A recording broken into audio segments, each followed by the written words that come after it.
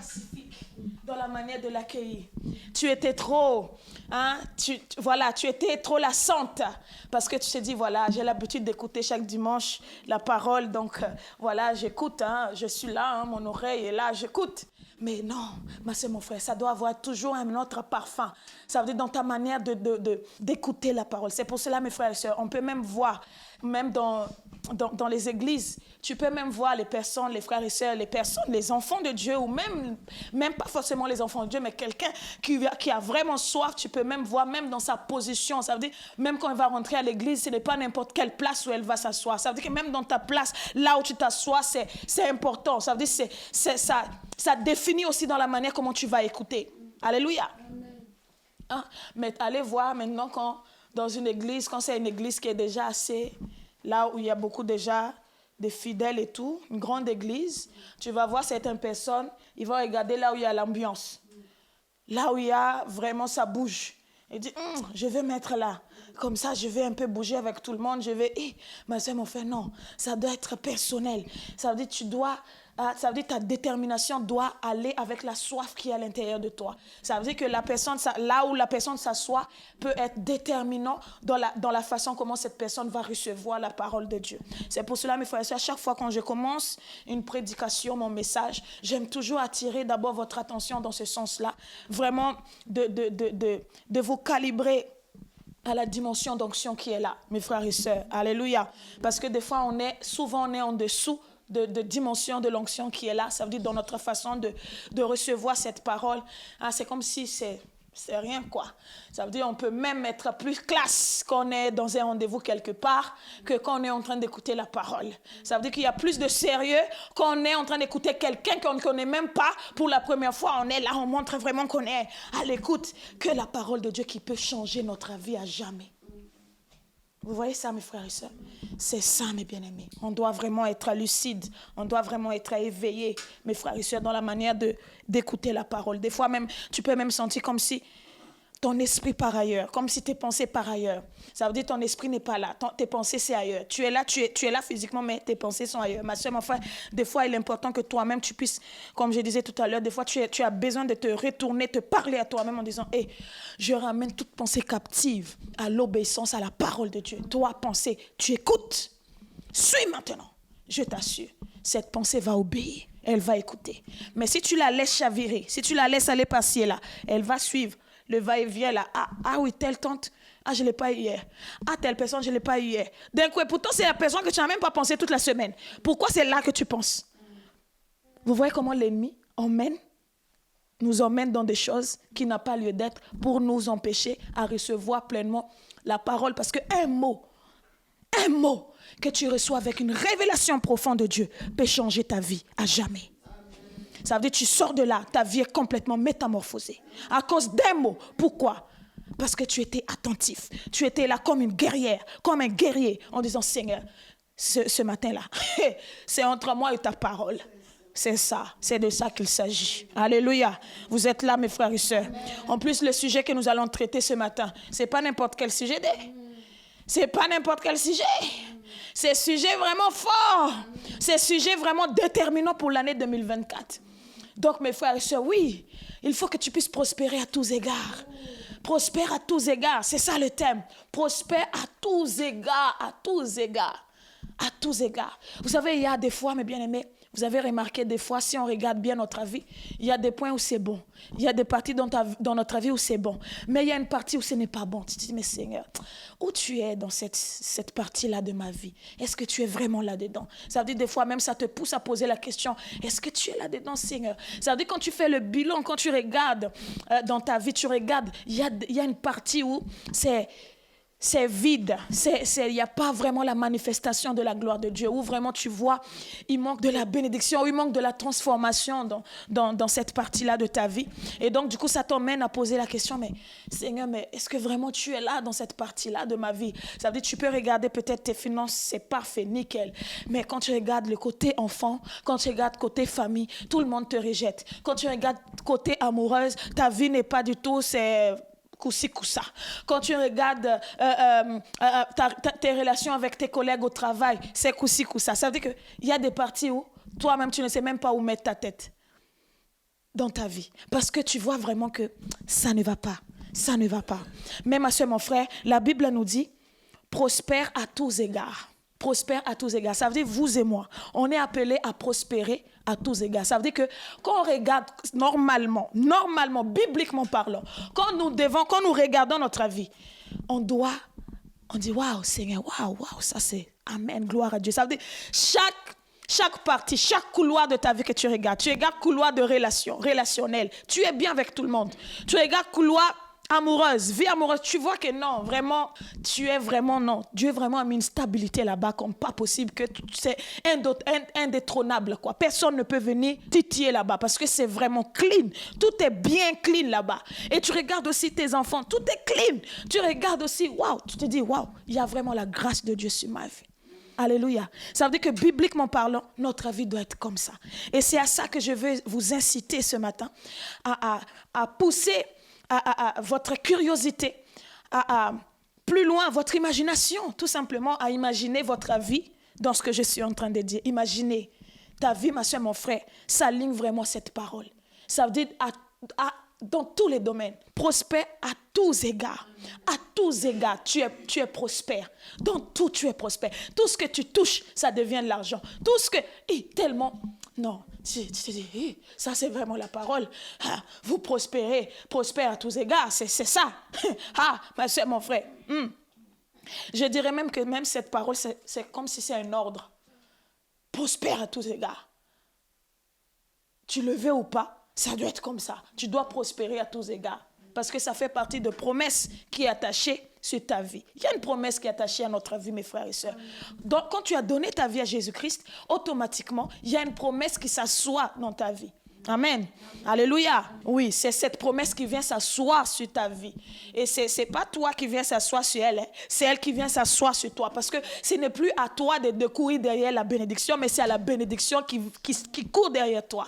Alléluia. Ça, j'aime bien le dire parce que souvent, mes frères et sœurs, il y a des coureurs de bénédiction dans l'église. Ça veut dire, il va courir passer là, mais ils ne savent pas que il faut juste qu'elle puisse s'asseoir tranquille, quelque part, posée quelque part, pour recevoir sa bénédiction. Mais il y a des frères et sœurs, il y a des enfants de Dieu. Cette église-là, je ne suis pas bénie là-bas. Je vais aller passer. Il y a un homme de Dieu qui prêche bien là-bas.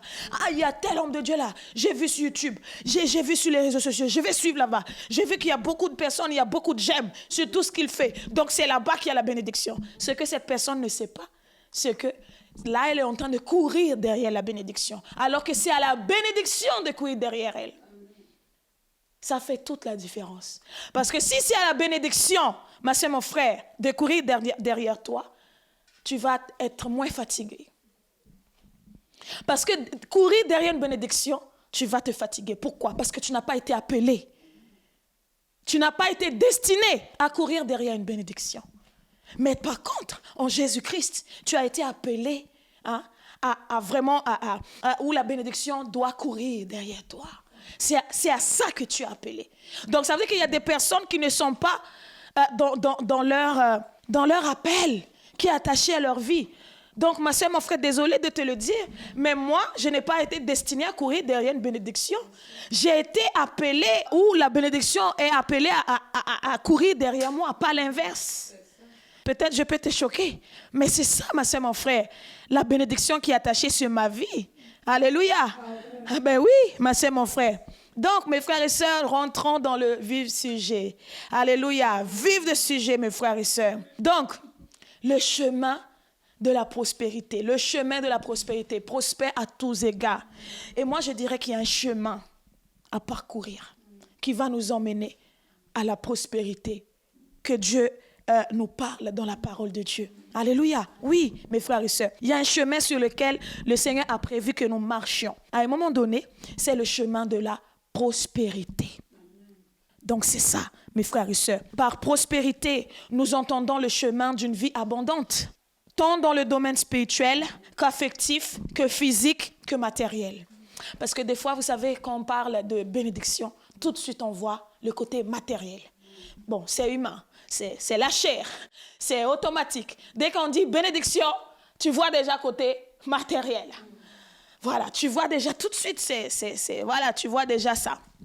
Mais là, je parle vraiment dans tous les domaines. Et moi, je dirais même, mes frères et sœurs, que d'ailleurs, la bénédiction matérielle commence d'abord par la bénédiction spirituelle. Et si c'est comme ça vraiment, ma soeur, mon frère, c'est là que cette bénédiction, si la bénédiction matérielle était, la racine de cette bénédiction était la bénédiction qui était dans le spirituel qui l'a emmené, c'est cette bénédiction-là qui va durer. Amen. Mais si c'est la bénédiction qui a été faite juste comme ça, la bénédiction qui n'a pas été tirée par le côté spirituel qui est là, ma soeur, mon frère, il y aura un faille. Il y aura un faille parce que la bénédiction, il n'y a pas un socle solide. Mais si, par exemple, si tu viens, si cette bénédiction, ma soeur, mon frère, est tenue par une force spirituelle que toi-même tu as domptée, ma soeur, mon frère, peu importe, même si tous les sorciers d'un pays peuvent s'unir contre toi, personne ne pourra te détrôner. Je t'assure. Est-ce que quelqu'un comprend quelque chose? Mais je vais rentrer en profondeur ce matin. Est-ce que je peux? Est-ce que je peux? Oui. Voilà. Donc, si cette bénédiction est vraiment fondée sur les choses spirituelles que tu as acquises spirituellement, ma soeur, mon frère, si cette bénédiction est le résultat des jeûnes de plusieurs jours, de plusieurs mois, si cette bénédiction est le résultat de prières d'intercession que tu as prié, ou même, ma soeur, mon frère, je peux même aller plus loin, si cette bénédiction est le résultat d'un désir qui était au fond de toi, que Jésus lui-même, la Bible nous dit qu'avant même que nous prions, Jésus sait de quoi nous avons besoin, non? Avant que nous puissions dire un mot, il connaît déjà les choses, n'est-ce pas? Oui. Ma soeur, mon frère, ça fait aussi partie des bénédictions que personne ne peut détrôner. Amen. Alléluia, mes frères et sœurs. Donc, la bénédiction, on est appelé à prospérer. Nous tous, comme on est ici, ma soeur, mon frère, peu importe quelle est ta position sociale, dans quelle position sociale tu es, chômeur, je ne sais pas, quel autre, étudiant, voilà, oui, vous pouvez me donner, femme au foyer, femme célibataire, homme célibataire, maman, voilà, qui élève ses enfants seule, femme seule, peu importe quel rang social où tu es, je te parle, cette parole est pour toi. Tu es appelé à prospérer dans tous les domaines. Tous les domaines, ma soeur, mon frère. Même si on a déjà dit que de toi, il ne sortira rien du tout. Ma soeur, mon frère, la parole dit le contraire. La parole dit le contraire, c'est ça. La parole ne dit pas ça qui te concernant. Ma soeur, mon frère, donc on va lire la parole dans 3 Jean, chapitre 1, verset 2, parce que c'est là où il y a le verset phare de notre message. Alléluia. 3 Jean, chapitre 1, verset 2. Yes, donc la parole nous dit, bien-aimé, je souhaite que tu prospères à tous égards et sois en bonne santé comme prospère l'état de ton âme. Je répète, bien-aimé, je souhaite que tu prospères à tous égards et sois en bonne santé comme prospère l'état de ton âme. Ma soeur, mon frère, tous égards signifie tous les domaines. Mais bien aimé, prospérité signifie aussi, mais bien aimé, salut des âmes. Tu vas voir que tu es quelqu'un qui, ok, matériellement, il n'y a pas vraiment des choses, mais ça va, tu vis bien. Mais par contre, côté spirituel, tu vois que tu emmènes des âmes et des âmes au Seigneur. Tu vois que de ce côté-là, tu emmènes des âmes au Seigneur. Hein? Nombre, quand on dit prospérer dans tous égards, ça veut dire la multiplication dans la manière à emmener les âmes au Seigneur. Hein? Tu vas voir de nombreuses guérisons qui vont être opérées à travers toi. Là, je parle côté spirituel. Parce que souvent, dès qu'on dit prospérer à tous égards, on voit directement côté matériel. Donc, bénédiction, tout ça, matériel, quoi. Mais là, je vais d'abord décortiquer côté spirituel. Je vais d'abord mettre le focus, je vais zoomer sur côté d'abord spirituel. Donc, vois le côté prospérer à tous égards. Ça veut dire prospérer signifie salut de nombreuses âmes. Vois aussi nombreuses guérisons. Hein, vois aussi des vies bien affermies à travers toi. Hein, des personnes qui étaient un peu instables spirituellement. Ça veut dire qu'ils n'avaient pas de maison. Ce sont des personnes qui étaient à droite, à gauche. Ils ne sont pas vraiment dans la bergerie. Mais toi, quand tu parles à ces personnes-là, tout de suite, c'est comme si ta voix, ils attendaient seulement ta voix pour les mettre quelque part. Alléluia. Moi, mes bien-aimés, moi, c'est ce genre de bénédiction que moi j'aime. Moi, je veux influencer dans la vie des autres positivement. Alléluia. Alléluia. Donc, vois aussi, ma soeur, mon frère, voilà, vois aussi nombreuses vies qui seront stabilisées à travers ton témoignage, à travers ta vie, à travers ta personne. Alléluia. Vois aussi, ma soeur, mon frère, qu'on dit prospérer à tous égards. Vois aussi des familles qui étaient déchirées, mais qu'à travers toi, parce que toi, un jour, tu as croisé un membre de cette famille, quelque chose à travers toi, tu as parlé, tu as conseillé, Dieu t'a utilisé, hein, il a parlé à travers toi, et les choses dans cette famille n'étaient plus jamais la même. Depuis que la personne a croisé ton chemin. Les familles, ça veut dire que cette famille s'est complètement unifiée, réunie. Alléluia, mes frères et sœurs. Ça, mes bien-aimés, ça, c'est une vraie bénédiction, mes frères et sœurs. Alléluia. Et donc, voilà, bien sûr, dans tout ça aussi, les biens matériels ne manquera pas. Alléluia. Oui, parce que Dieu ne te laissera pas mourir de faim. Tu ne feras pas la grève de la faim, ma soeur, mon frère. Parce que le Dieu que tu connais, il s'appelle Jéhovah Jireh. Le Dieu qui pourvoit. Le Dieu qui pourvoit à tes besoins. Alléluia. Amen, mes frères et sœurs.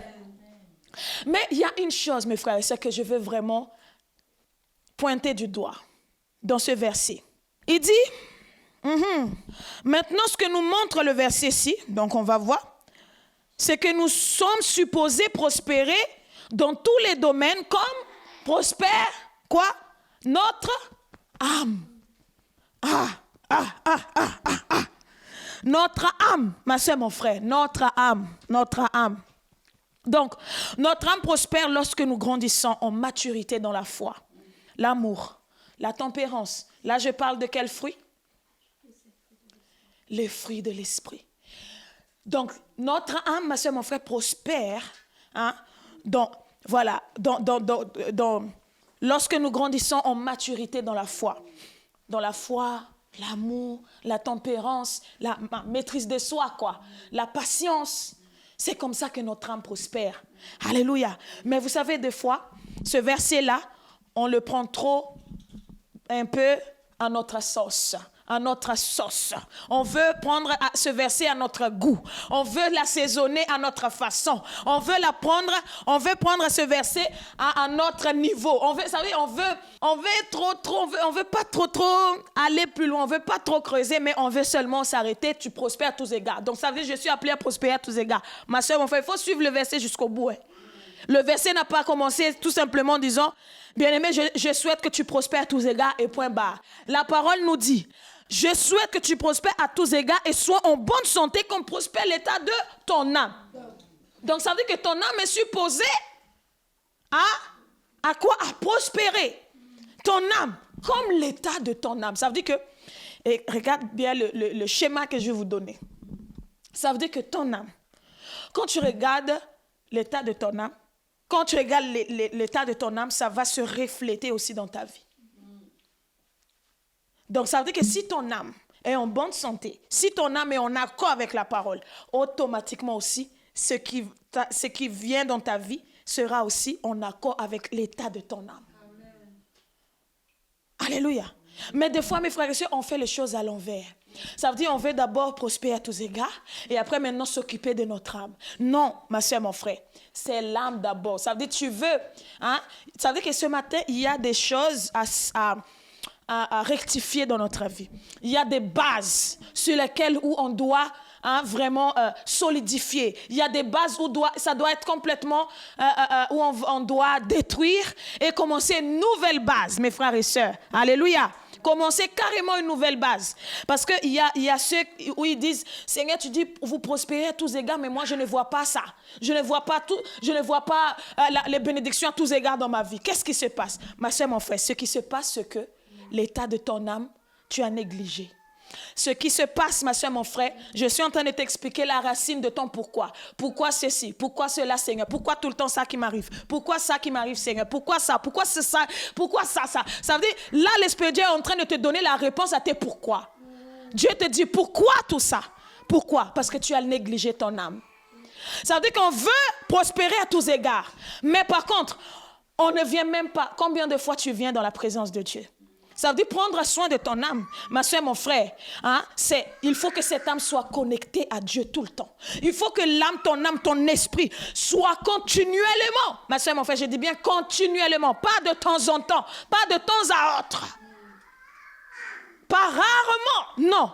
Continuellement, tu dois avoir une vie, ma soeur, mon frère, qui est vraiment connectée à l'Esprit de Dieu.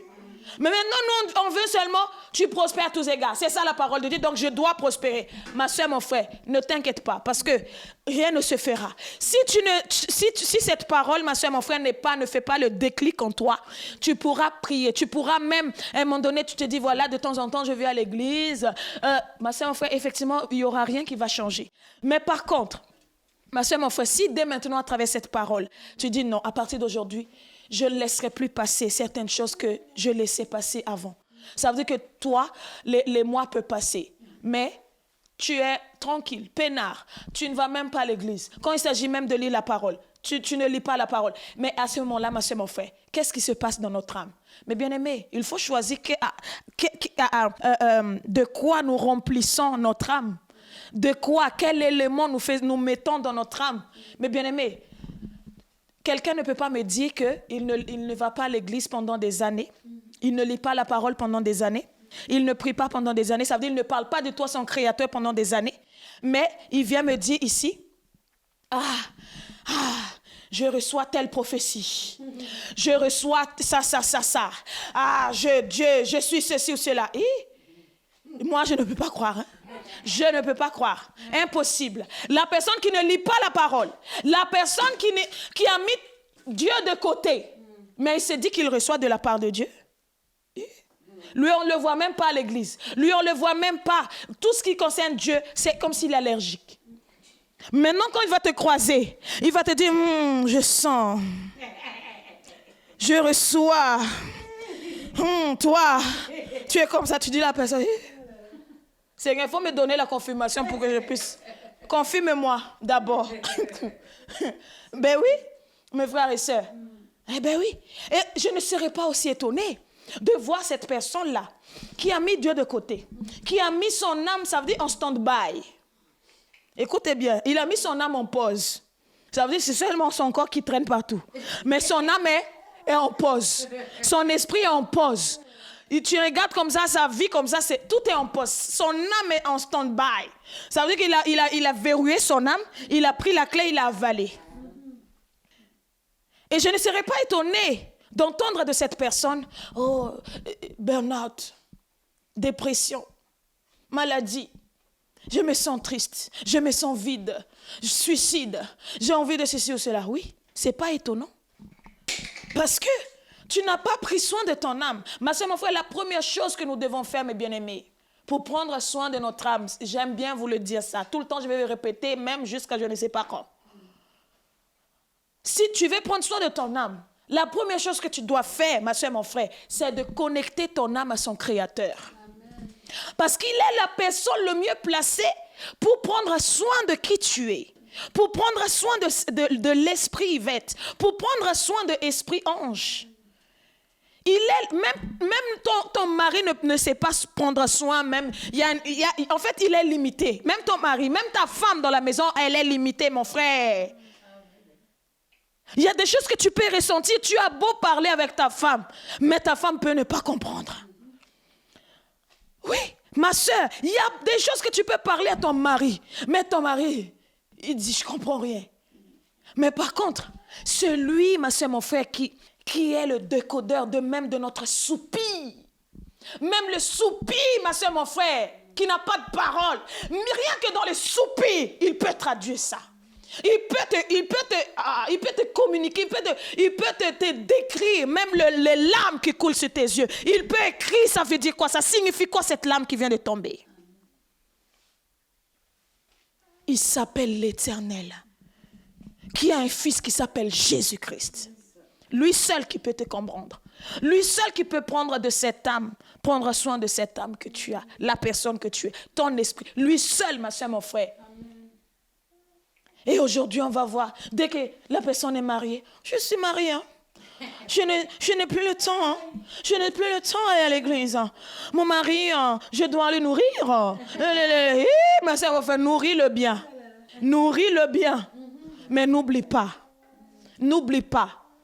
d'où tu es venu. Aujourd'hui, je travaille. Hein. Je n'ai plus le temps. Hein.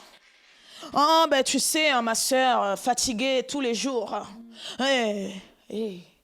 N'oublie pas l'auteur de ce CDI. N'oublie pas qui t'a donné. De la même façon qu'il t'a donné, il peut aussi, une seconde, il peut t'enlever. Mais ce qui est bon, c'est que Dieu n'est pas comme ça. Il va toujours te laisser tranquillos à faire tes affaires. Il va dire à un moment donné, lui là, il va tourner autour. Il va revenir toujours. C'est ça, mes frères et sœurs. Notre Dieu, mes bien-aimés. Donc, ton âme là, ton âme est appelée à être connectée constamment, continuellement à son Créateur. Alléluia. À son Créateur, ma soeur, mon frère. Donc, ne le coupe pas de cette connexion avec celui qui l'a créé. Ah, ma soeur, mon frère. Donc, des fois, on oublie.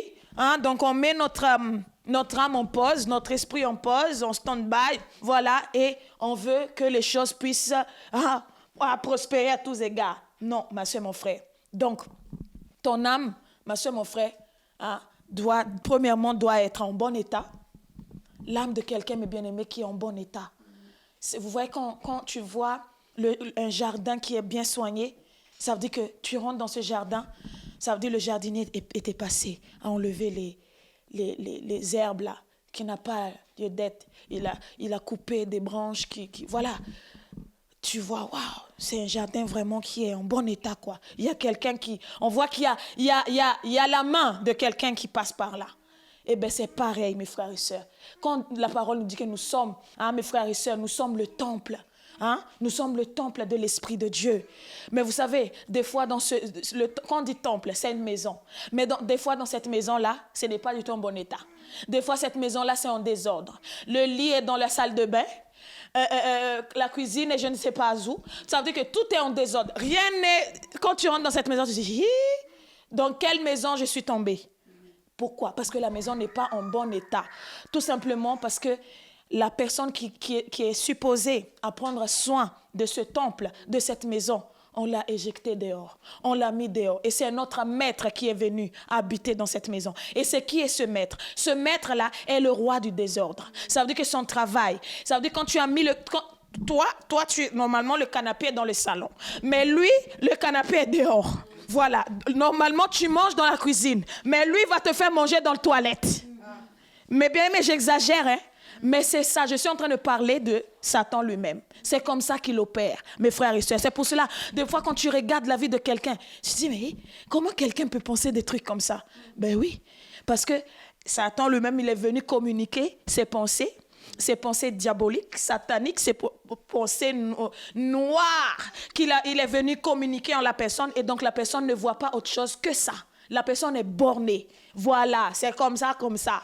Pourquoi? Parce que le maître qui avait créé cet esprit, le maître qui avait façonné cette personne, on l'a mis dehors. Ou bien on n'a pas voulu qu'il puisse rentrer dans cette maison pour prendre soin de la maison dont il devait s'occuper. Comme lui, mes frères et sœurs, ce maître-là, qui est Jésus-Christ, lui, il ne fait jamais du forcing. Il aime que les choses puissent venir de toi-même. Parce que Dieu n'a pas fait de nous des robots, comme j'aime bien le dire. On n'est pas des machines, on n'est pas des robots. C'est pour ça qu'il a mis en nous un cœur où on peut ressentir des choses. On peut ressentir son amour. C'est merveilleux ça, mes frères et sœurs. Hein. Dieu, vous savez, le cœur, ce n'est pas pour qu'on puisse non seulement aimer un homme ou une femme. C'est premièrement aimer. Ça veut dire que tu puisses sentir comment quand ton cœur bat comme ça, là, tu puisses sentir que ça, c'est l'amour de mon Dieu. Tu sens vraiment que tu es aimé de Dieu. Ça, ma soeur, mon frère, c'est le premier objectif. Le pourquoi Dieu a mis un cœur en nous, mes frères et sœurs. pour qu'on puisse sentir, ressentir son amour, mes frères et sœurs. Alléluia, mes bien-aimés. Donc, mes frères et sœurs, donc Jésus-Christ, il veut pleinement, mes bien-aimés, prendre soin de cette âme qui n'est pas dans un bon état, cette âme qui est en désordre. Le problème, mes bien-aimés, vient lorsque les gens ont leurs yeux sur les prospérités sans vouloir s'occuper de leur âme. Ça, malheureusement, mes frères, c'est pour ça que nous voyons beaucoup de dérives.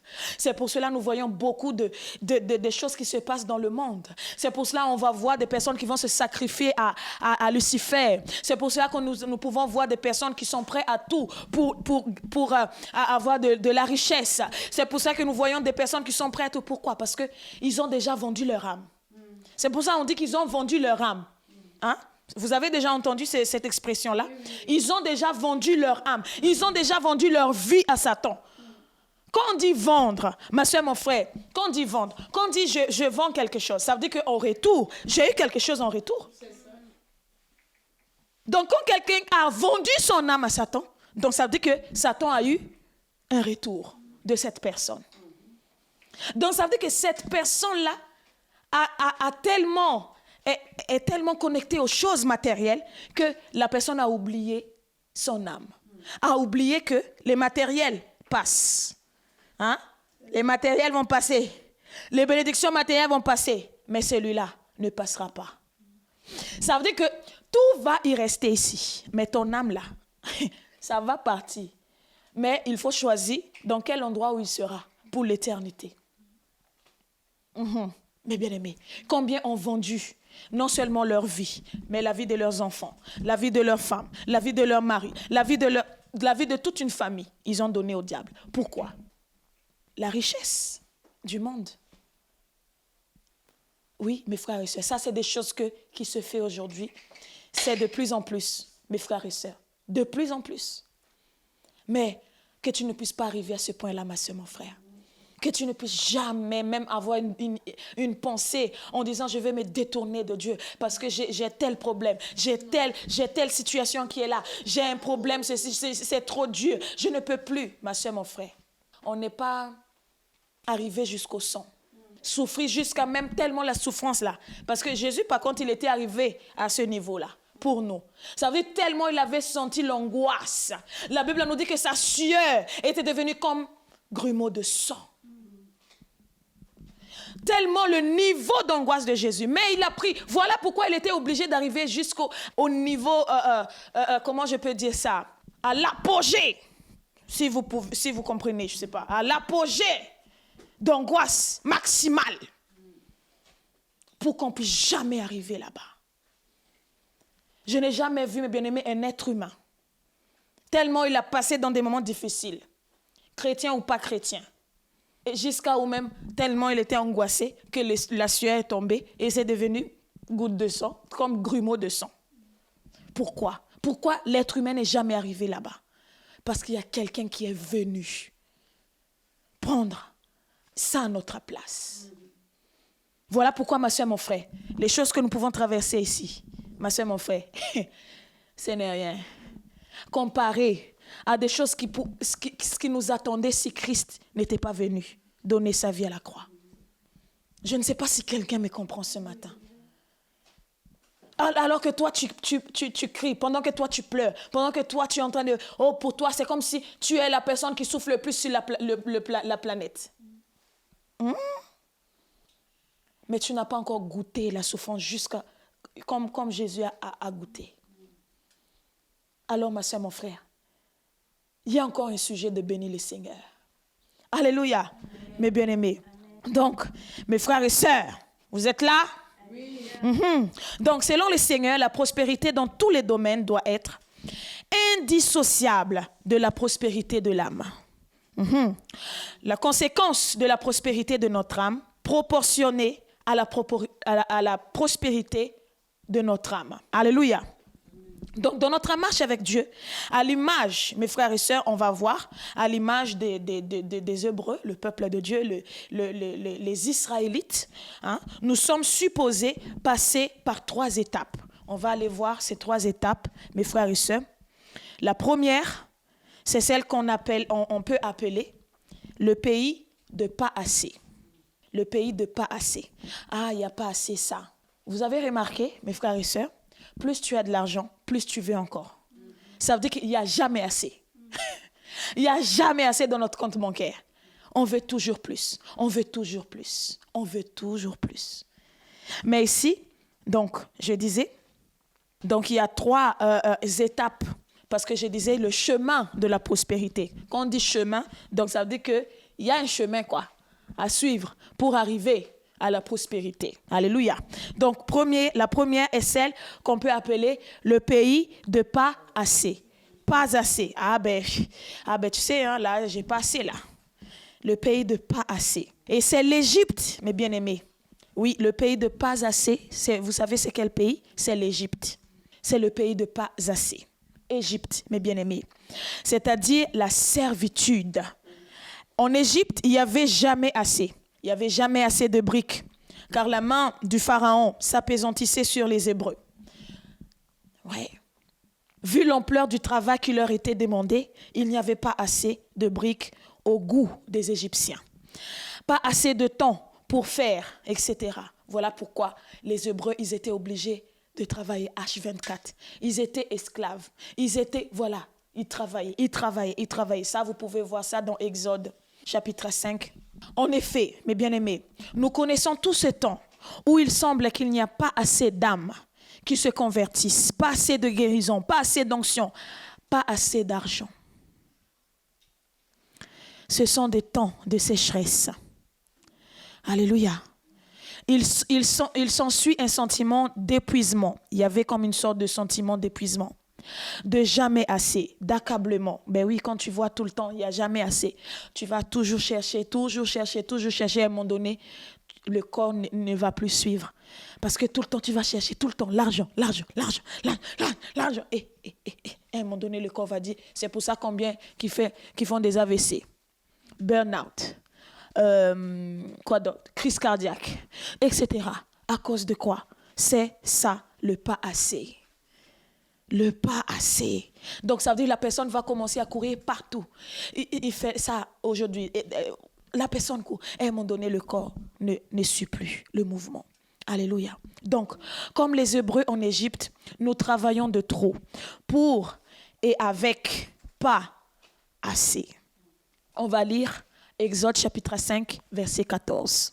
Alors, la parole nous dit, les inspecteurs, ils pressaient.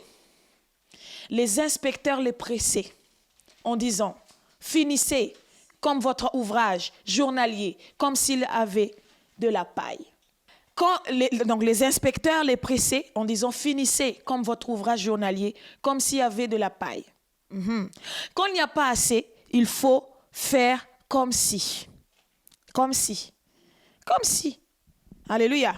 Comme il y avait assez d'argent, alors qu'il n'y en a pas assez. Quand vous n'avez plus, les notes continuent à arriver. Comme si vous aviez encore de quoi payer. On vous réclame ceci, cela. C'est ça ce qui se passe dans le monde, non? Il y a une pression qui est là. C'est un esprit de pas assez. Et vous savez, on va dire, c'est comme Égypte, mais déguisé, modernisé. C'est ça la société d'aujourd'hui, mes frères et sœurs. C'est ça, mes bien-aimés. On va voir maintenant Exode 5, 9. Donc, il dit, mes bien-aimés, il y a un passage qui dit « Accabler les gens de travail, qu'ils aient par là de quoi s'occuper et ne plus prendre garde à ces faussetés. » Aux paroles de délivrance de l'Éternel délivrées au peuple par Moïse. Donc, mes frères et sœurs, attention, mes bien-aimés. Lorsque vous n'avez plus de temps de prier, d'aller à l'église, de passer du temps avec vos enfants, passer du temps en famille, mes frères et sœurs, il y a un danger. Il y a un danger. Parce que c'est ça ce qui s'est passé avec les Hébreux. Est-ce qu'ils avaient du temps à passer avec leur famille? Est-ce qu'ils avaient du temps à passer, avec leurs enfants? On ne sait pas les conditions dans lesquelles ils étaient, mais en tout cas, tout ce que nous savons, c'est qu'ils travaillaient pour l'Égypte, pour les Égyptiens. Ils travaillaient matin, midi et soir. Il n'y avait pas de relâche. Il y avait une pression sur eux.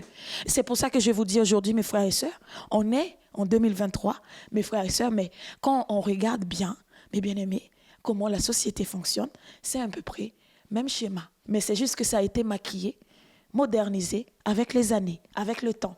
Mais c'est pareil. Et aujourd'hui, mes frères et sœurs, pour que tu puisses avoir du temps avec ton enfant, ça veut dire qu'il faut que tu puisses vraiment bousculer les choses dans ton agenda pour avoir du temps. Pourquoi? Parce que tu es tellement obligé d'aller travailler pour payer les factures, pour payer tout ce qui est les charges, etc. Donc, tu es obligé d'aller travailler, d'aller chercher de l'argent. C'est ça, mes frères et sœurs. Il y a beaucoup de choses, il y a beaucoup de similitudes avec le temps des Hébreux, le temps de Moïse et le temps d'aujourd'hui. Il y a beaucoup de choses, mes frères. C'est pour cela, mes bien-aimés, si tu veux être à l'affût de l'actualité dans la vie d'aujourd'hui, lis beaucoup la parole. Parce que cette parole, c'est pour ça qu'on dit que la parole n'est jamais périmée. Elle est toujours d'actualité. Pourquoi on le dit? Pourquoi? Parce que toutes les choses que nous sommes en train de vivre aujourd'hui, ça a été déjà parlé dans la parole, bien avant. Mais pour comprendre ça, mes frères et sœurs, il faut être connecté avec le décodeur. C'est pour ça que je vous dis, mes frères et sœurs, aimez prier, aimez lire la parole, aimez prier avec insistance dans la présence de Dieu. Pas la prière de 3 minutes, 1 minute, de 5 secondes. Non, prenez du temps, prenez des journées off.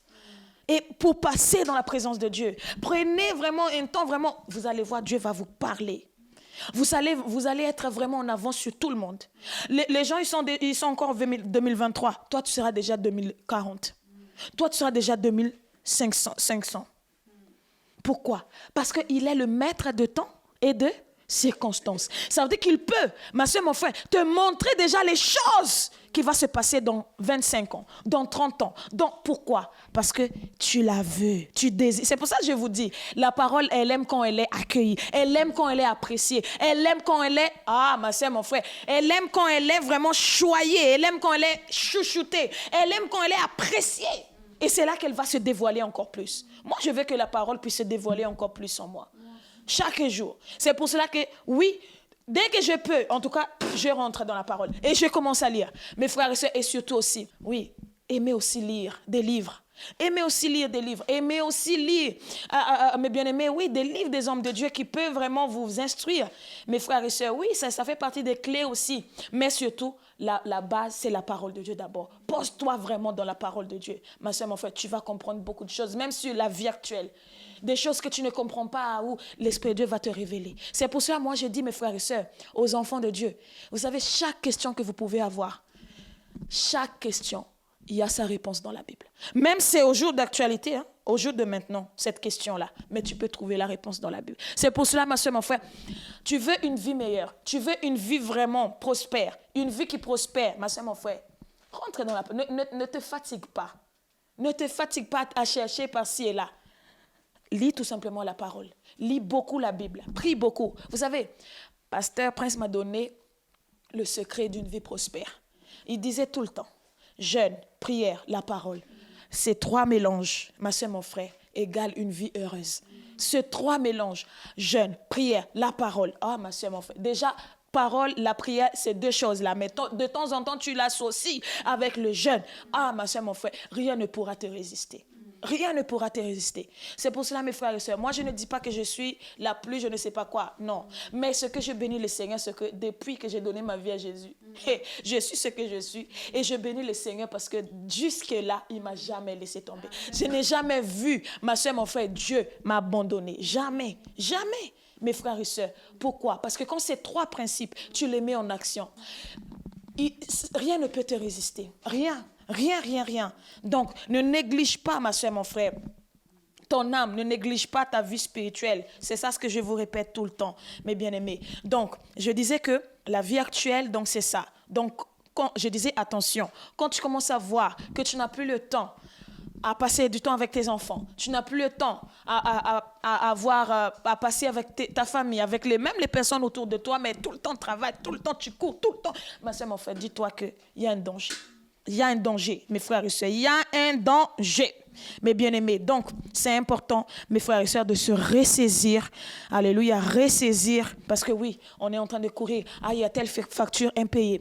Il y a ça impayé. Donc, on va courir. On va... Tout ça. Donc, du coup, qu'est-ce qui se passe? On va oublier même ceux de nos maisons. Alors, qu'est-ce que la parole nous dit? Celui qui ne prend pas soin du sien, il est quoi? Pire qu'un infidèle. On va oublier même nos enfants. On va oublier même tout Donc, du coup, ça va s'enchaîner, en fait. C'est quoi? Ah, ma soeur, mon frère, c'est le trou. Vous savez, cette famille va commencer à descendre. Ça ne s'arrêtera plus. Tel accident est arrivé. Ça va être des successions, des choses bizarres qui vont se produire dans cette famille. Pourquoi? Parce qu'il n'y a pas quelqu'un qui avait veillé. Mes bien-aimés, ça c'est une réalité, mes bien-aimés. Amen. Alléluia. Et le deuxième point, ma soeur, mon frère, le pays de juste assez. Juste assez. Juste assez. Juste assez.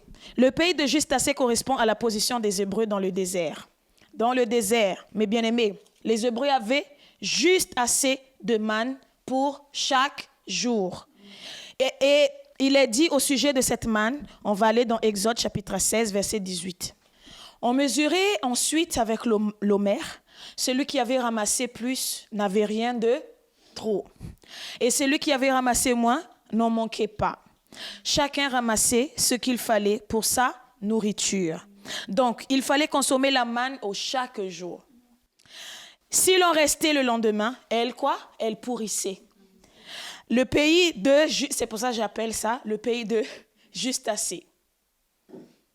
Ça veut dire que tu n'avais pas le droit de prendre peu ni beaucoup. C'est juste assez. Juste assez. Hey, mes frères et sœurs.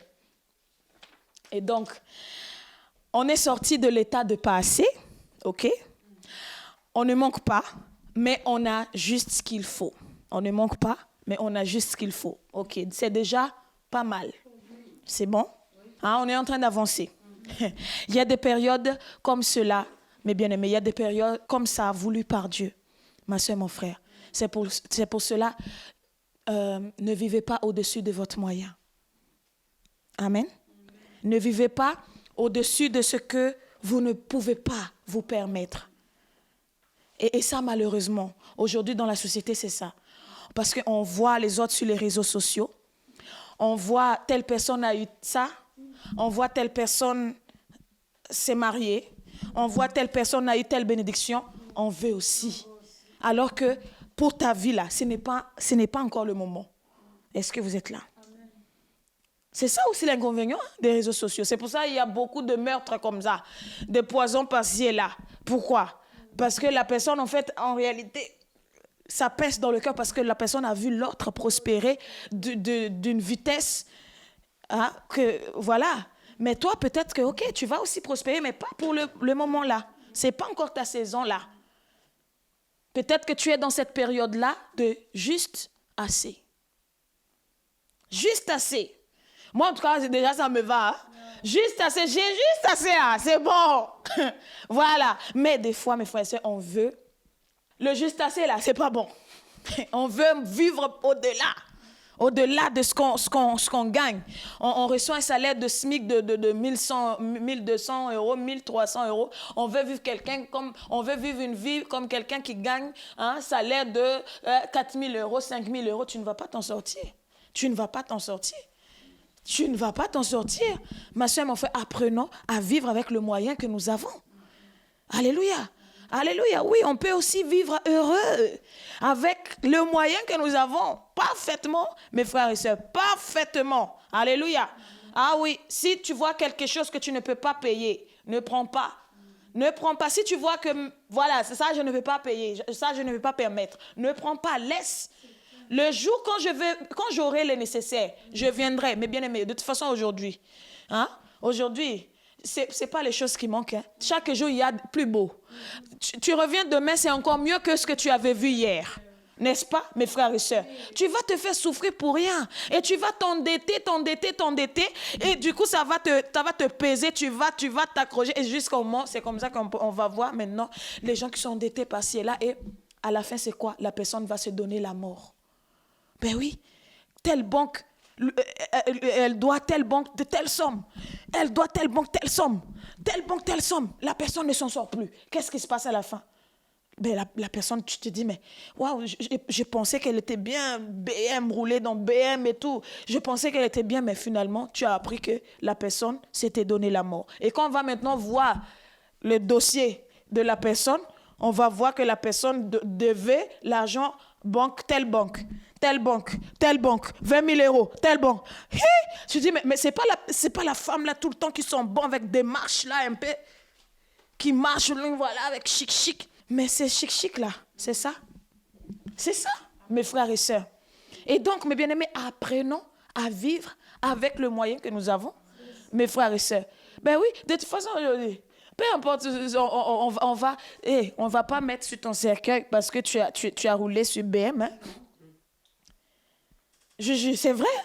On va pas écrire tous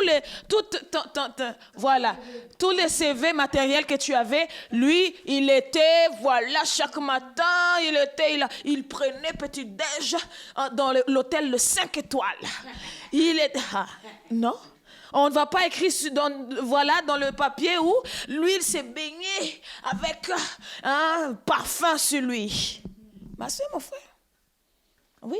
Ne suis pas le rythme qui n'est pas ton rythme. Suis avec le rythme de ta vie parce que le rythme de ta vie est calibré à toi. C'est ça ce qui est parfait. Ma soeur, mon frère, c'est calibré à toi. Et tu n'as pas besoin d'efforts. Ça coule toute seule. Mais le fait que maintenant, quand tu commences à rentrer dans le couloir qui n'est pas ton couloir, c'est là que ça va te compliquer. C'est là que tu vas voir que tu ne t'en sors plus. Pourquoi? Parce que oui, tu as vu l'autre avec perruque. Demain aussi, tu vas perruque. Tu as vu l'autre talon. Demain aussi, talon. Tu as vu tel modèle de vêtements. Ma soeur, en fait, tous les jours, il y a des modèles. C'est pour ça que si tu ne mets pas frein, si tu ne mets pas freinage là-dedans, là, tu vas, ma soeur, en fait, tomber dans la fosse. Oui, je t'assure. C'est une réalité. Donc, mes bien-aimés, nous devons, mes frères et sœurs, qu'on arrive à ce stade de juste assez, nous devons nous contenter, mes bien-aimés, de ce juste assez. Tu n'es pas dans le manque. Hein? Tu n'es pas dans l'extravagance plus aussi, mais tu es dans le juste assez.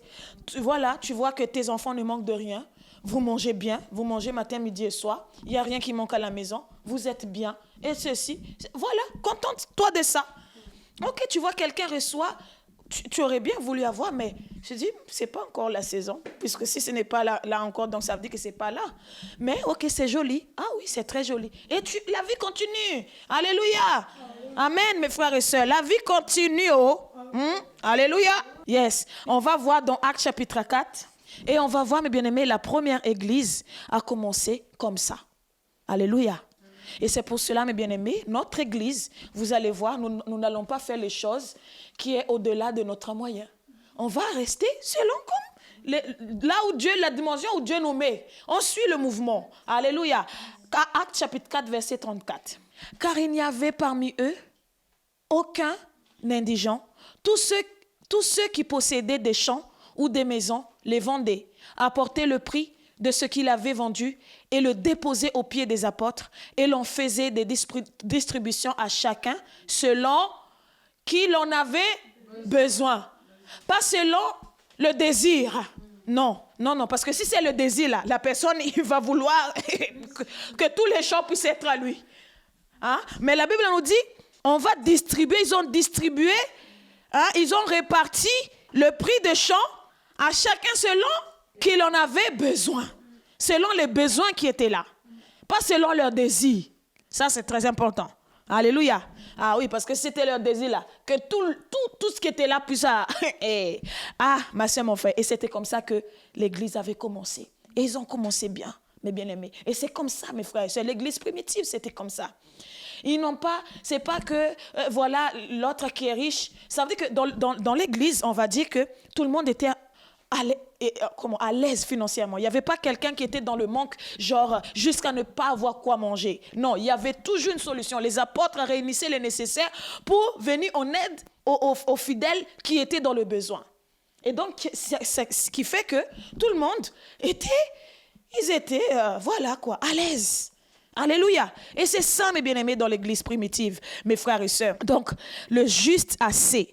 juste assez, mes bien-aimés. Donc, pour sortir ensemble du pays de pas assez, le premier disciple a pris des positions afin que chacun ait assez.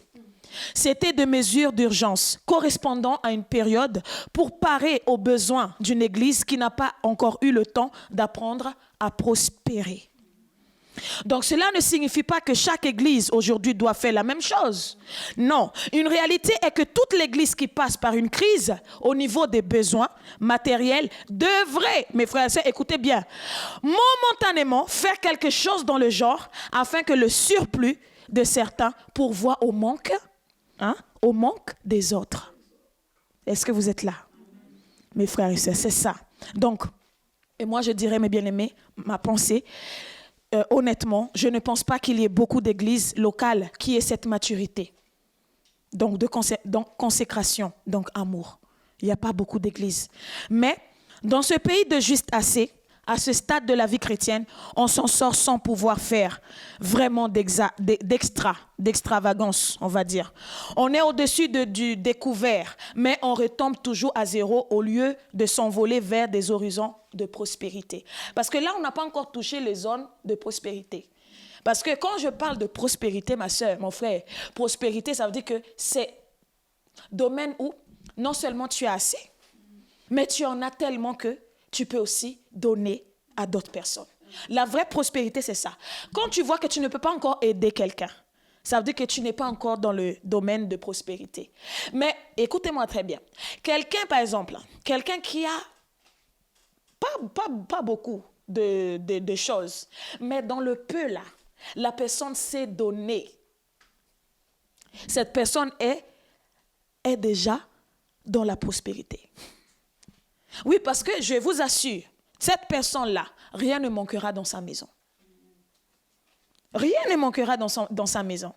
Et ça veut dire que cette personne-là trouvera toujours quelque chose à manger. Cette personne-là trouvera toujours qu'elle part, je ne sais pas, à l'ouest ou à l'est ou au nord ou au sud, la personne trouvera, ça veut dire que la porte de la banque céleste s'ouvrira toujours devant cette personne. Parce que dans le peu, elle a su comment donner. Et dans le peu, elle a su comment partager. Ça veut dire que la personne est en train d'appeler la multiplication. Vous savez, la multiplication, ce n'est pas seulement quand tu en as beaucoup que c'est là que tu vas donner. Hein. Non, même dans le peu, là, tu sais partager. Ma soeur, mon frère, le ciel ne peut pas rester insensible à toi. Elle ne peut pas rester insensible à toi. Impossible. Ça veut dire, même quand tu n'as pas demandé, il va descendre quelque chose. Même si tu n'as pas demandé. Pourquoi? Parce que tu as mis un principe qui fait que Dieu ne peut pas te résister. Tu as mis en action un principe que le ciel ne peut que valider ton action. C'est ça.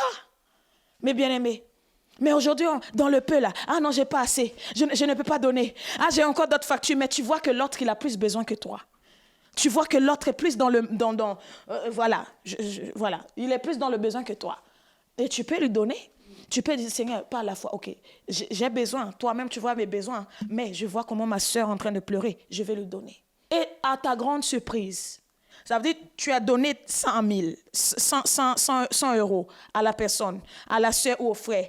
À ta grande surprise, le double que Dieu va te donner. 200 000. Tu te dis, mais c'est ça, ma soeur, mon frère. Quelqu'un qui comprend vraiment les principes du royaume fonctionne comme ça.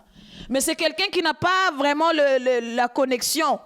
La connexion céleste. C'est quelqu'un qui n'a pas compris le principe, qui va même être radin. Dans tout, la personne compte. Dans tout, même dans un centime, la personne compte. Tout est compté. Tout. Ma soeur, mon frère, tu es en train de te priver de ta bénédiction. En plus, ma soeur, mon frère, à combien plus forte raison, ma soeur, mon frère, hein, quand tu bénis ta soeur en Christ. Quand tu bénis ton frère dans le Seigneur. Ma soeur, mon frère, on ne parle pas assez de cette bénédiction-là. Hein? On ne parle pas assez. On parle souvent, donner à ceux qui sont dans le besoin. Mais on ne met pas vraiment les choses, on ne met pas vraiment le point sur le i. Ce qui concerne quand tu bénis le frère en Christ, quand tu bénis une sœur en Christ. Il y a quelque chose, ma soeur, mon frère. Il y a une bénédiction qui n'est pas semblable avec quand tu donnes à quelqu'un du monde. Tu es béni quand tu donnes. De toute façon, quand tu donnes à n'importe qui, tu es béni. Mais il y a une bénédiction encore spéciale quand tu donnes à quelqu'un qui est dans le Seigneur.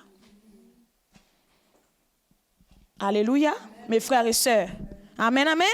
Amen, amen. Donc, Mes bien-aimés, nous devons, mes frères et sœurs, donc on va aller maintenant sortir le troisième point, c'est le pays de plus qu'assez. Alors, dans quel niveau tu veux rester? Tu veux rester dans le pays de pas assez? Ou tu veux rester dans le pays de juste assez? Ou tu veux rester dans le pays de plus qu'assez? Alléluia. Et vous êtes bénis aujourd'hui. Ceux qui ne sont pas connectés là. Bon, heureusement qu'aujourd'hui on a YouTube. Ils peuvent aller regarder, visionner. Mais c'est vraiment, mes frères et sœurs, parole pour, on va dire, clôturer cette année de 2023. Donc, le pays de plus qu'assez, c'est là-bas où Dieu veut nous emmener dans l'année 2024. Mes frères et sœurs, il veut te sortir du pays de pas assez. Il veut te faire sortir du pays de juste assez. Il veut t'emmener dans le pays de plus qu'assez. Il veut t'emmener là-bas où, ma soeur, mon frère, où tu es vraiment aisé, où tu es à l'aise financièrement, où tu n'as pas besoin de compter. Attends, mon chéri, il faut d'abord que je... Bon, prends la calculatrice là. 1 euro plus 3 euros. Donc, moins, il me reste combien? Ah, non, mon chéri, je ne pourrai pas te donner ça. Attends d'abord, on va encore calculer. 5 euros plus... Ma soeur, mon frère. Non, Dieu veut que nous puissions, mes frères et sœurs. Non, quelqu'un qui comprend, comprend. Non, vraiment. Ça veut dire que... Ma soeur, tu as compris, hein? Ça veut dire, vous savez, il y a des saisons comme ça, où il faut que tu puisses prendre la calculatrice. Prends la calculatrice là. Attends, parce que oui, donc il me reste 20 euros. Donc tu voulais un truc de 5 euros. Tu voulais aussi ça, 1 centime. Attends, il faut qu'on puisse compter. 5 centimes plus des centimes. Non, mon chéri, là tu as dépassé. Attends, on va encore recompter. 5 euros plus. Ma soeur, mon frère. Non, Dieu veut, mes frères, qu'on puisse sortir de ça. Ça veut dire qu'on puisse être à l'aise vraiment. Ma chérie, tu veux 500 euros là? Attends d'abord. Je vais prendre. Oui, tu peux augmenter mon plafond, s'il te plaît? Appelle la banque. Oui, bonjour madame. Voilà, donc je vous appelle parce que oui, là, vous savez, j'ai des dépenses. Voilà, est-ce que vous pouvez commenter? De combien, s'il vous plaît, monsieur? Combien, s'il vous plaît, madame? Mais un petit peu, vous voyez...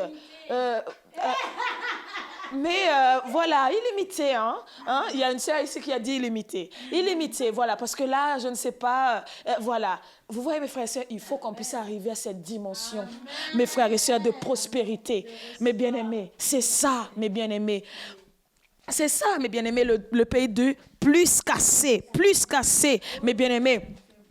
Donc, lorsque vous avez juste assez et que vous trouvez encore le courage, la foi et l'amour de faire une grosse place pour Dieu dans votre juste assez, vous n'êtes pas loin des miracles. Alléluia. Amen.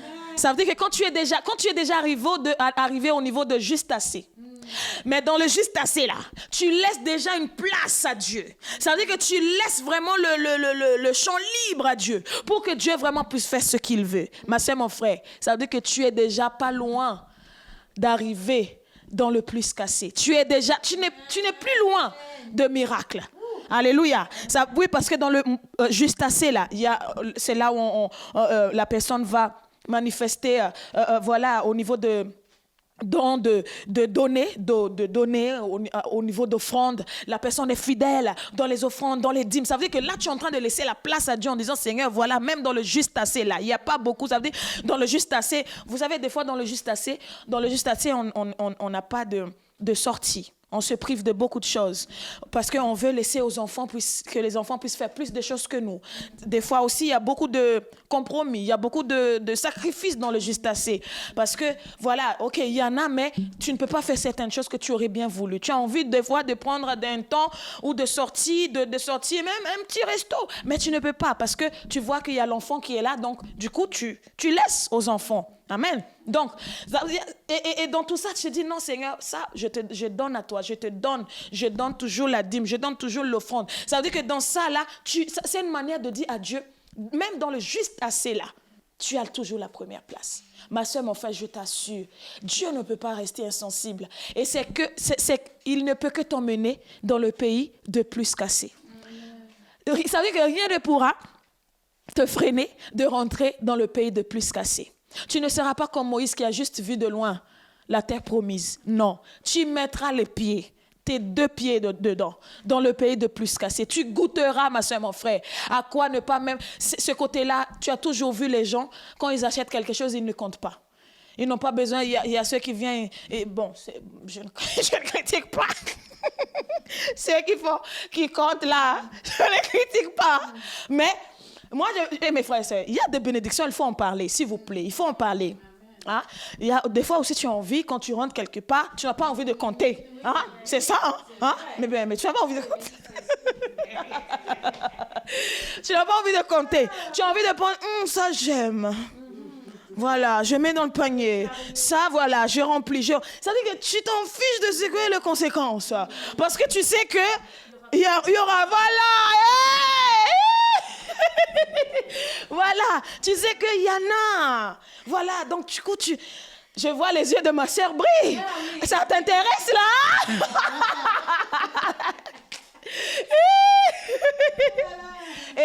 Non, mais c'est ça.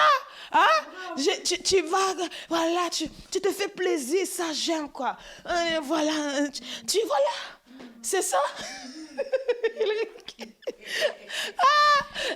En tout cas, c'est ça. Moi, je veux ça.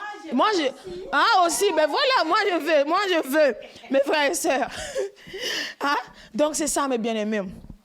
Donc, c'est-à-dire de rentrer dans le pays de plus qu'assez, mes frères et sœurs. On va aller dans 1 Roi, chapitre 17, verset 12. On va voir, mes frères et sœurs, une dimension. Parce que beaucoup de gens s'éternisent dans juste assez. Car ils sont toujours en train de raisonner en disant, je n'ai pas plus. Donc, je n'ai que pour moi.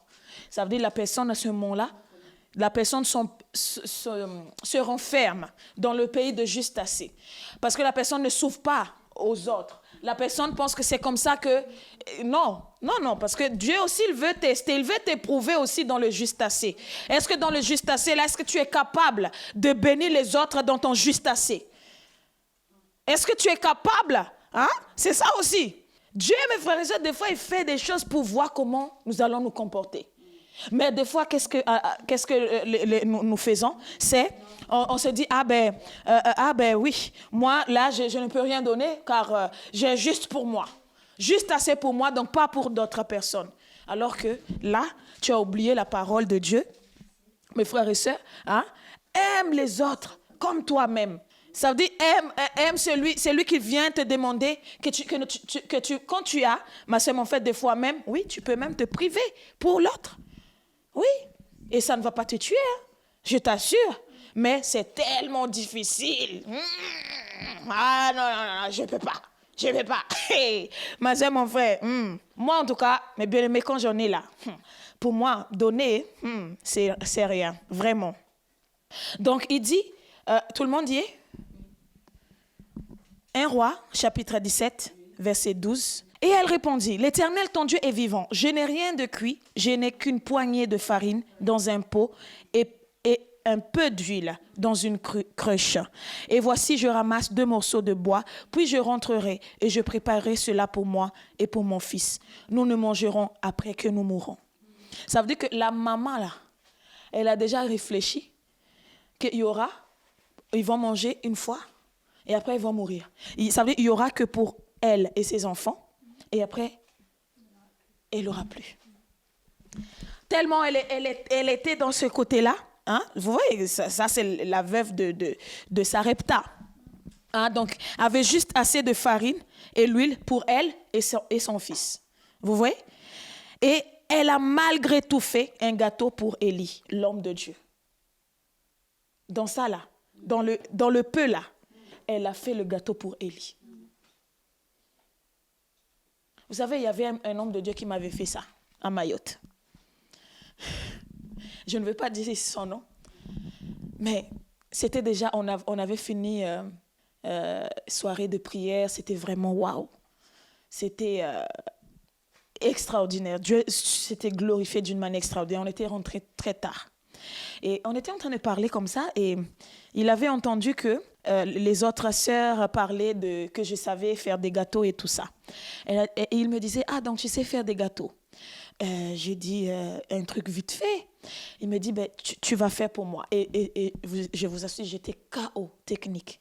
J'étais KO technique. Il me disait, tu vas faire aujourd'hui même. J'étais là.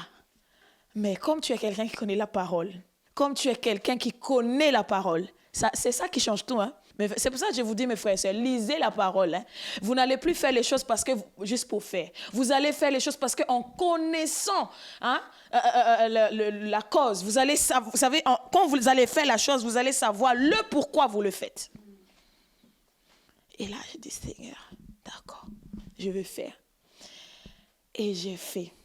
Et là, l'homme de Dieu, il avait commencé. Quand j'ai donné après le gâteau, j'étais partie lui donner même jour. Non, je ne sais plus si c'était le même jour ou c'était comment après. Je ne me rappelle plus.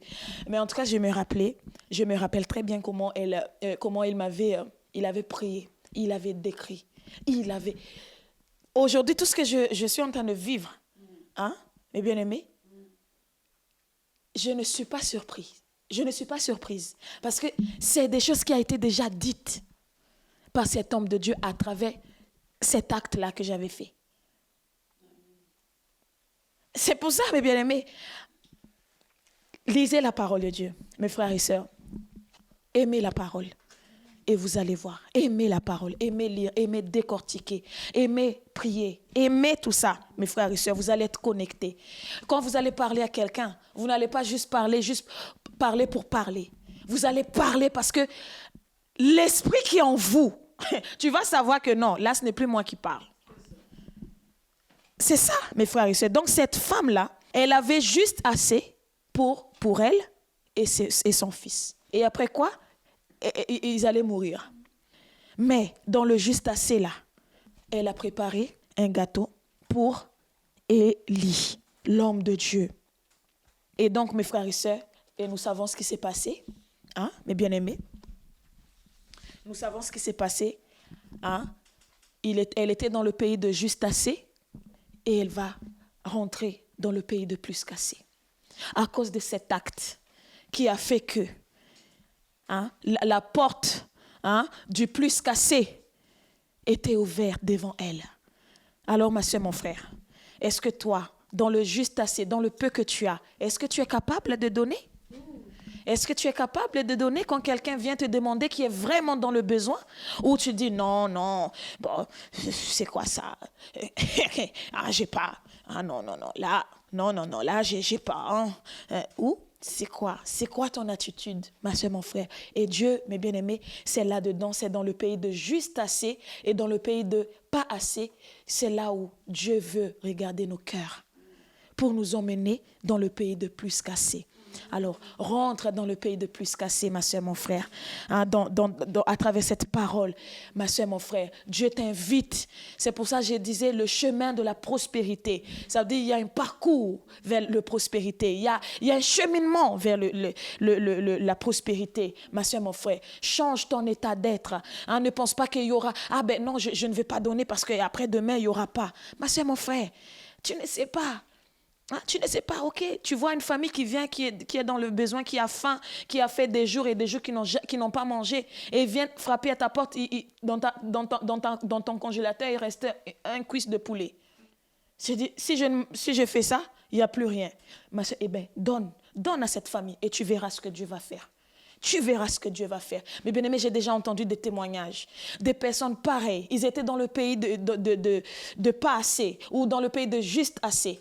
Ils étaient là, ils ont donné tout ce qu'ils avaient.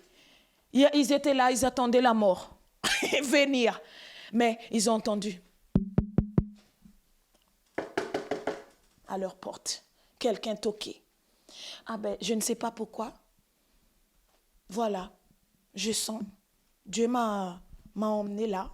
Et pourtant, la personne ne connaît pas. C'est qui? C'est qui cette personne? Il vient, la personne dit, voilà, je viens avec des courses. Apparemment, c'est pour eux ici. C'est cette maison. Et, ma soeur, mon frère, vous voyez des choses comme ça?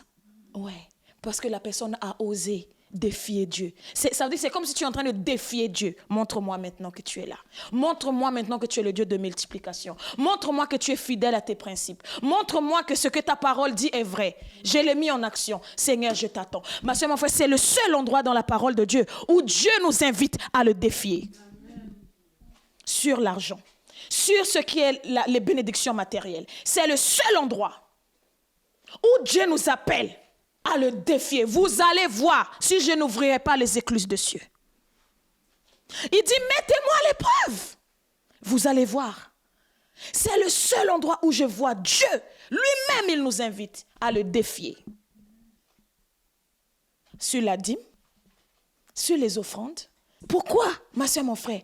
Parce que c'est là-dedans. Et maintenant, pourquoi, ma soeur, mon frère? C'est le seul endroit où Satan, depuis des années, où il est en train de tirailler dessus.